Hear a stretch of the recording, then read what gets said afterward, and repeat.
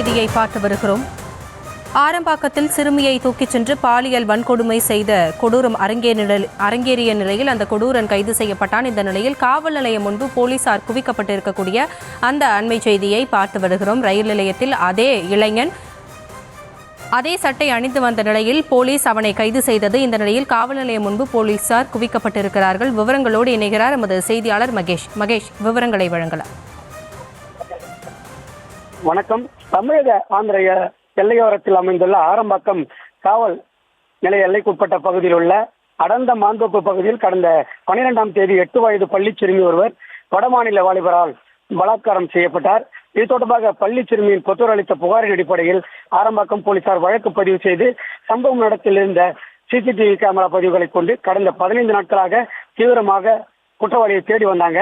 இதற்கிடையே பாதிக்கப்பட்ட பள்ளி சிறுமி மருத்துவமனையில் இருந்து வீடு திரும்பிய நிலையில் மீண்டும் தனியார் மருத்துவமனைக்கு அழைத்து செல்லப்பட்டு நேற்று அவர் வீடு திரும்பினார்.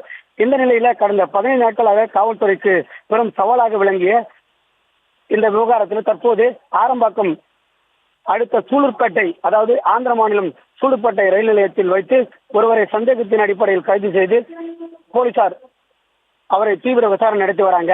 இந்த நிலையில சூலூர்பேட்டை ரயில் நிலையத்தில் அந்த வடமாநில வாலிபர் கைது செய்து அழைத்துச் செல்லும் வீடியோ ஒன்று இணையத்தில் பரவி பெரும் வைரலாகி வருகிறது.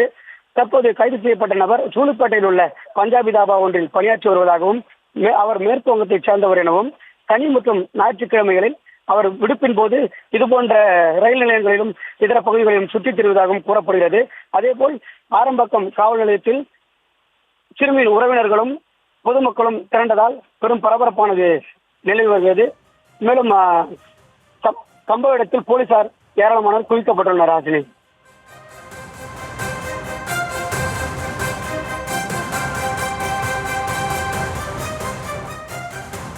விவரங்களுக்கு நன்றி மகேஷ்.